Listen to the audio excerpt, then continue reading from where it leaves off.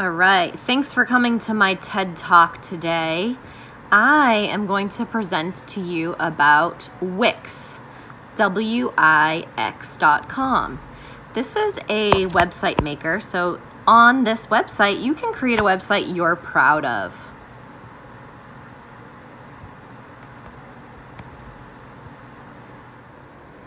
The nice thing about Wix is that it connects right to your Google account. So you can just log right in and it links it to your Google account. You can also link it with your Facebook if you like. And then you can go in. I have some websites I've made before, but one of them I just restarted using it myself during remote learning. And so over on the right here, you click Create New Site. And it asks you what kind of website do you want to create. So there's lots of different options. You can always choose the right-hand side here. Create your website with the editor. This allows you to choose templates that are already created as kind of the skeleton of your website. And so as you can see, you can scroll through looking at all of the different templates.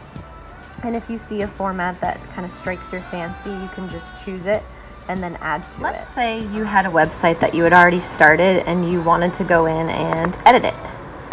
This is one I already have that I've made. I used last year for our 7th grade NOC PBE trips that we do for science. And slow-mo here. The website I created, it's called Knock Your Average Science Class. And it's pretty user-friendly, like I had mentioned. It's easy to put backgrounds into it that work for whatever you're making. Over on the left-hand side here, there are some different icons. If you want to add things, you can click on the plus sign. If you want to change your background, you click on the square box.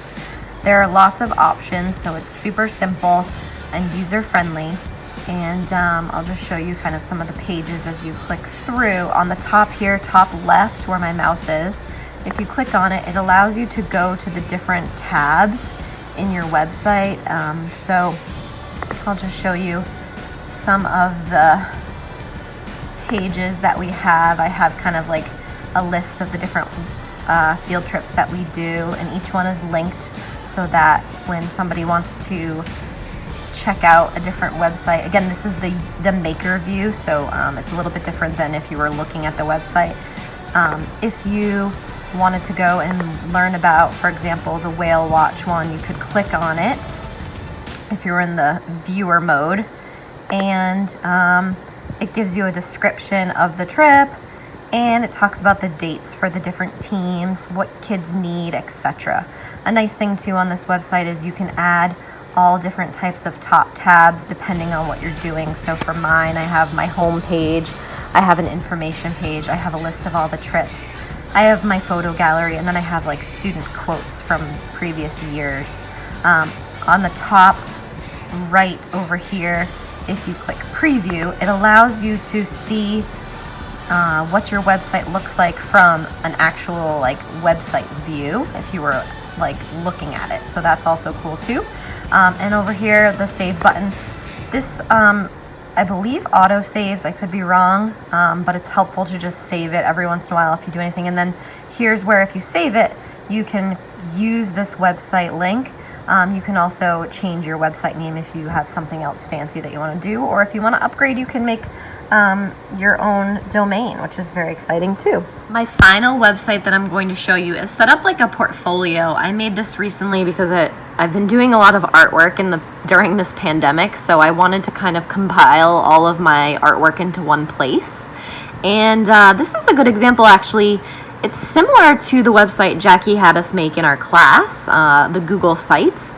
So you can put a lot of different things all together just like a portfolio. So this could potentially be something that you could have students design to share a project or a process, like if they were doing something where they had to build something with a series of pictures, that could be cool. Or if they were art students and they were, keeping all of their artwork in one area, that could be an option for them. So that is really another example. And at the top of this website, I have 3 top tabs.